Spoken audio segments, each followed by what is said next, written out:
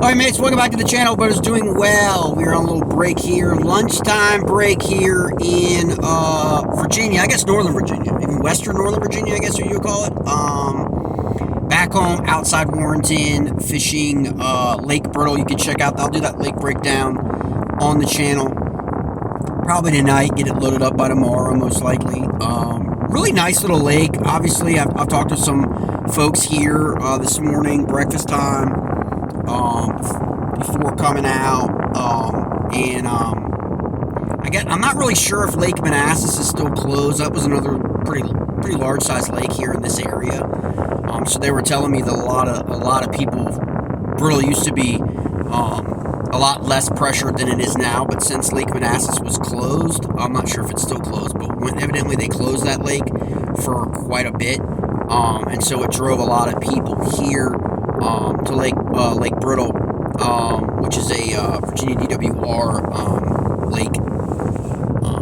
So I'll break that down. Check out that video if you're interested in that. It's about 40 minutes maybe from in traffic.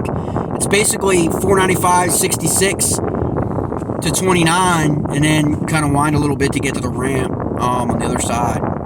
It doesn't take that much from the DC area, for anyone interested, lives in Northern Virginia or lives in Maryland, lives in the DMV. So it's, pretty easily accessible. Pretty small parking lot. I mean, I'll go over that in the breakdown, but still a lot, room. Definitely had a room, really nice little short little ramp right on the water from the parking lot. Pretty chill. But midweek update, Wednesday, midweek update, here we go. So much going down, obviously. Check out the videos. Probably do a search on YouTube for Upper Bay. You can kind of find out all the guys breaking down that Upper Chesapeake Bay event. Man, you just hear the grind stories for a lot of mates. I did a little short coverage in my other video with my Upper Bay baits, some of the custom baits that were used in that Upper Bay tournament, but also talked a little bit about the Trace Swindle DQ. That's still pretty prevalent in the news, as well as the B.A.S.S schedule dropping for next year. Not only the B.A.S.S schedule dropping, but also the NPFL schedule dropping. We've covered a little bit of that here this season. We'll probably do a little bit more. That's the National Professional Fishing League. We're going to do a little bit more of that. Their schedules really didn't overlap too much, so that's really great. So there might be some shared anglers in that. I really enjoyed watching that circuit this year. So we're going to cover that a little bit more. I'm going to do a video coming up on my breakdown of the top, what I felt like this year were like just the top organizations and tournament trails and all that, boater and kayaking. Kind of combine it into just great really stuff. KBF schedule dropped, I guess, middle of last week. So there's a little bit of that coming out in terms of their scaling back the number of trail stop events. They also have done some changes to the ambassador for the national championship. It's also a team event at the championship. So that's going to be interesting to be at Kentucky Lake to kind of check that out next month.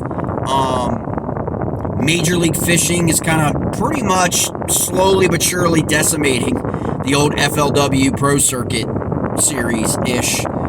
Kind of see what the shakeout of that's going to be for a lot. I mean, people are still digesting some of the B.A.S.S qualifications for the Elite Series coming up, especially for next year. For that series, kind of looking for like those kind of changes for that. AJ on Kayak Bass Nation this week, I guess Monday night, their Monday night show, mentioned that HOBIE is going to release their schedule for 2023 somewhere between Dardanelle, which is this Saturday, another event coming up this week. The last event before the Tournament of Champions for HOBIE is Lake Dardanelle. Interesting, because depending on who you talk to, that lake's either shit right now or it's going to be awesome. It depends on who you trust, to give you the juice. But it's kind of interesting. I know Jeff from KBN fished Lake Dardanelle last weekend, during his weekend, and seemed to have a pretty good day. That's all I'm saying. So, be careful of the local people, those Arkansas boys, okay, downplaying of the status of the lake. Speaking of Arkansas, okay, more news coming. Well, not news, scheduling. Arkansas will be hosting the Washington Warhawks. And at Lake Dardanelle. God, I'm trying to lose my train of thought. They will be hosting her at Lake Dardanelle during their KFL wild card playoffs that begin this Saturday for their kayak fishing league. And so it'll be interesting to see how that goes. That's a lot. It's a 16-hour trip for them boys from Virginia. So that's going to be interesting. And no motor, right? Because HOBIE's no motor. So those guys are going all the way halfway across the country, and they're not even going to bring their motor. So it wasn't too much of a surprise to me when I saw that lineup drop, why there were people off that lineup from the Warhawks. Because I know there's some people here that love their motors. Okay, I'll just leave it at that. And that's a long, long trip to make to not be able to utilize all your equipment that you're used to using. For sure. And that's what makes a HOBIE event so challenging. That's why so many people like the HOBIE event. I hope they don't add a motor. I know a lot of people in the actual HOBIE trail. And again, I don't have a say, and my opinion matters zilch. It's up to those guys in that that run HOBIE and their sponsors. I know Torpedo is a big sponsor for them. So it'll be interesting to see if they ever move to utilizing the trolling motor, but part of me hopes that they don't. And they get back to doing rivers, a lot more rivers. That's what I hope. Because that's really what that's my thing. Kayak is starting to, kayak fishing, not a knock on anyone in particular, just my opinion, just a schmuck on YouTube. I think kayak's getting away from what its real core, essence is. I know I get a lot of criticism. I'm a holistic angler, okay? I get it. I'm not a tournament junkie. I'm not, I don't need to go to Okeechobee or in a kayak, okay? I just no. I'll go on a boat. You know what I'm saying? But rivers, that's really the whole point of kayaks, man.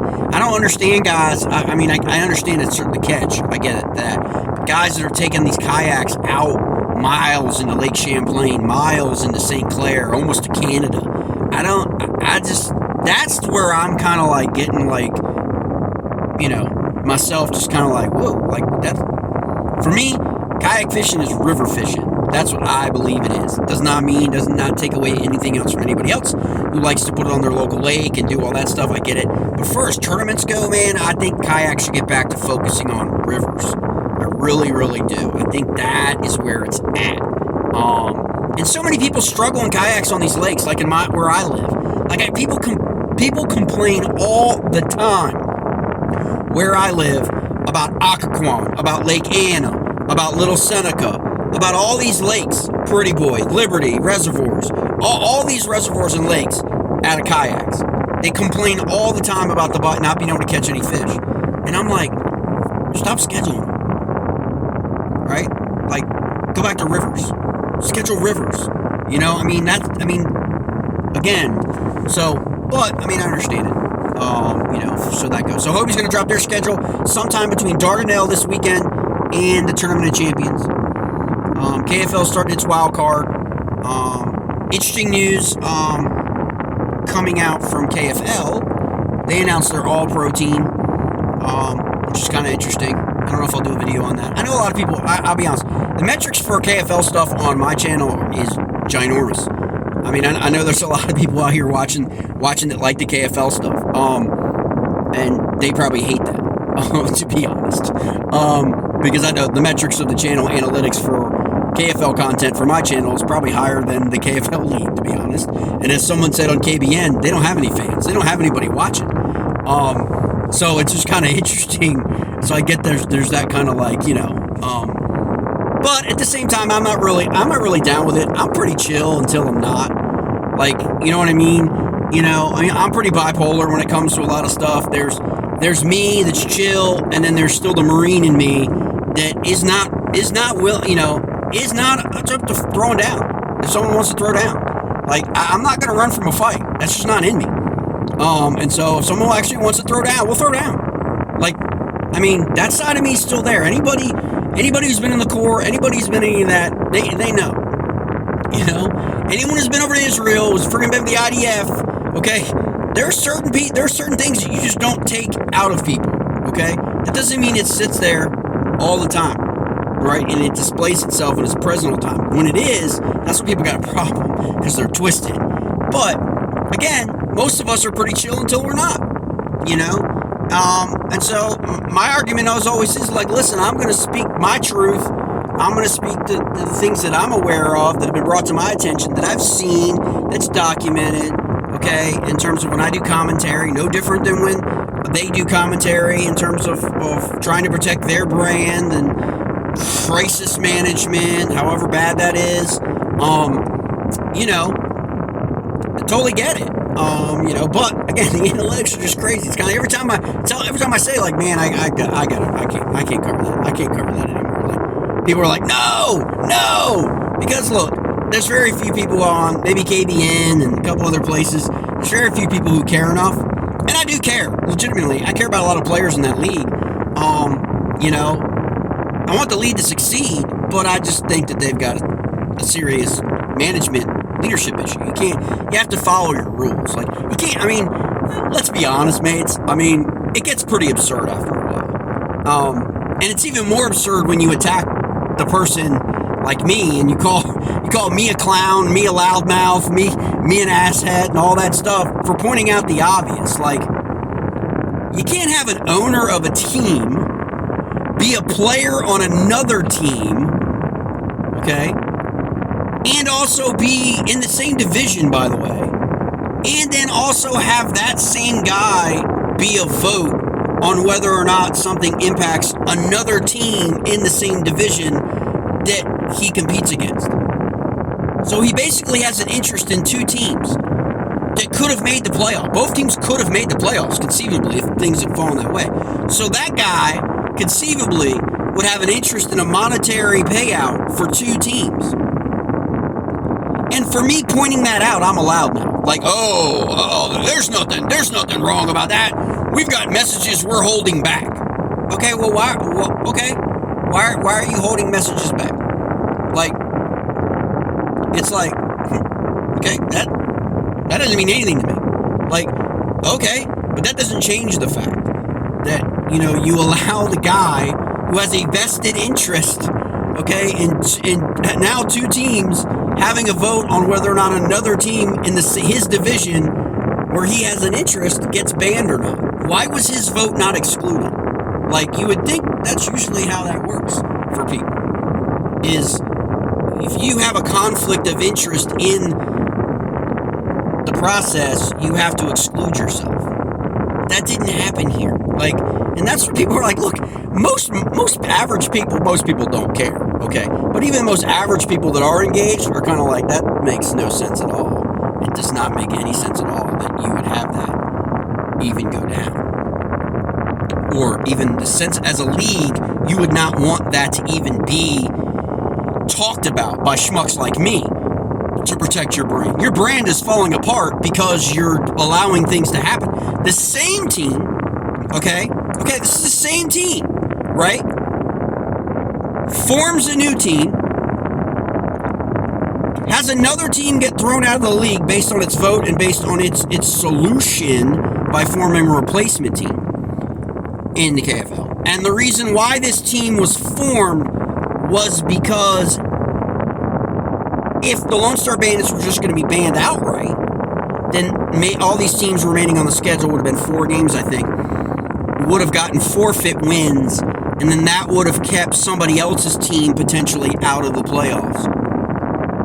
Oh well, you fuckers are grown men. You signed up for this. You agreed to the forfeit rule. Like, so of course it could happen. No one expected a team to get banned, but they didn't have to ban them. There was the solution. We're not going to ban them. We're going to accept what Oklahoma accepted, okay, which was the forfeit. Now, mind you, the Bandits notified the Oklahoma Outlaws over a week in advance of the match that they couldn't make, that the only way that they could make a match that weekend, based on the logistics, based on their players, based on the number of players they had available, because the other players had other commitments via work. Also, one, I believe, had a trip that was out of state, that was already planned. He was out of the mix, okay, was to change the lake.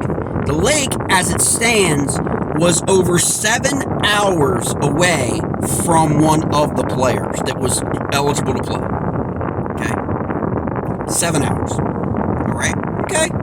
Now, I know a lot of people will argue, like, oh, we travel. Okay, whatever. Okay, I get it. Whatever.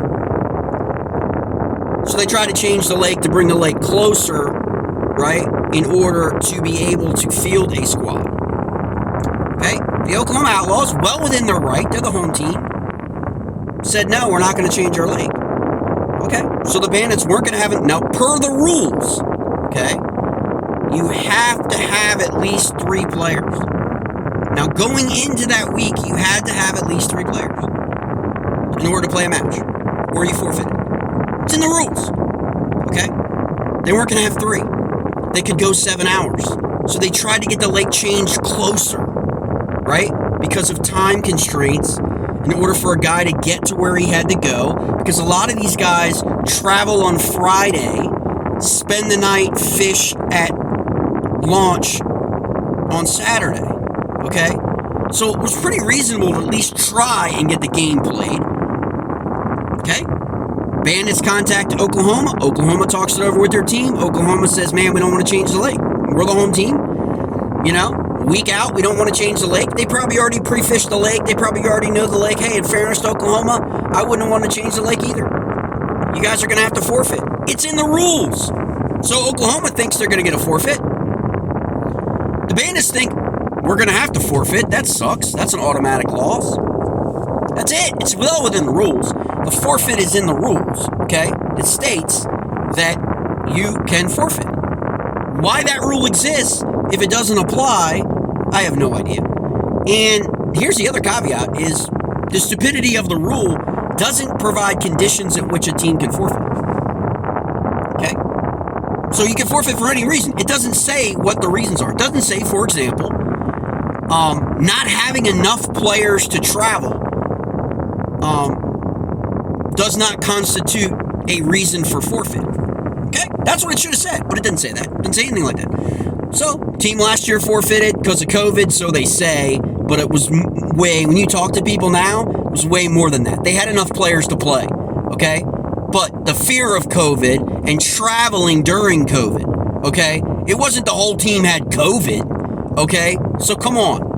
Let's be honest. This is South we're talking about, where half the damn South didn't even wear masks during the whole COVID. So please, spare me that whole, diatribe of, well, that was during COVID. Please. Okay? You didn't adjust your forfeit rules. You allowed forfeit. Okay? They notified you. They notified Oklahoma, and they notified the league. So I'm looking at this, and I'm reading the communications, and I'm looking at it all. Talk about 300 messages, mates, screenshots, documentation, okay, that all says one thing undeniably. The Lone Star Bandits did everything right within the rules. They notified the owner of the Oklahoma Outlaws they had a problem with the match. They asked for a lake change, okay? Respectful. Oklahoma responded respectfully. Bandits decided they were going to got together as a team, could not get, okay? All this stuff is actual reality. Then they notify the league that they have to forfeit. Everything that happened after that point is total shite. Because it doesn't matter. The back and forth, oh, well, we're going to fun fish. I don't want to have to take fun fish argument. And they didn't want to travel because they couldn't fish that lake. They weren't going to win on that lake. Whatever. All that stuff that came afterward is all grown men bitching and moaning with egos pounding their chests because they have such a high opinion of themselves. When in reality, they forfeited. That's the end of it. It's in your rules. They forfeited. Oklahoma gets the win. And Texas gets Lone Star Bandits prepare for their next match, which they communicated to the league they were going to play with 4 players. They never quit. They had to forfeit that specific match, or the league could reschedule that match, postpone it, and reschedule it on an open date. or at the end of the season. Right? They could have done a back-to-back. Remember, the league did this for Pennsylvania and Connecticut, I believe. A back-to-back Saturday, Sunday. The league could have done that. The league chose not to. There's you have it. And this is just the beginning of all the stuff, the iceberg that's melting for the KFL. And now, I got to tell you what, I don't see, unless the KFL rights its own ship, unless the KFL decides to man up, unless the KFL decides to follow their sportsmanship guidelines and be true sportsmen in terms of the community and do the right thing by the Bandits, I do not see how this avoids a courtroom. I really don't, because money is involved. Players spend a lot of more money, okay? I'm just saying. And there are other issues, where that money went, why that money wasn't refunded. Why? I mean, the league, why don't we just give them their money back? Please, you got another team that replaced them that should have paid to come into the league. So you're not out anything, KFL. Why don't you just give them their money back? And refund them and be done with it. Instead of ruining your brand, tarnishing your image in the community, and continue to try to portray men, grown men, as being quitters, and when they followed the rules, you didn't. That's what rubs people a lot the wrong way. Is the people that follow the rules, it's just like the country today. The people who follow the rules get screwed, and the people making the rules do whatever they want. And again, it's no shock to anyone that the KFL is founded and run by people in the DMV, the District of Columbia and Northern Virginia, where this shit happens all the time. They make the rules, and they just apply them however they want in DC. We all know that as citizens. Do as I say, not as I do. We get it. We're not stupid. And this is the same stuff being applied to kayak. That's just really how it bends down to. All right, man, my lunch break is over. All right, they're back. They're back with food. All right, so we're going to have some lunch, and we'll fish for maybe another hour or two, and then I'm gonna head on back across the Potomac. All right, Lake Brittle today. Hope everybody's doing great. Just a quick update. Chill out.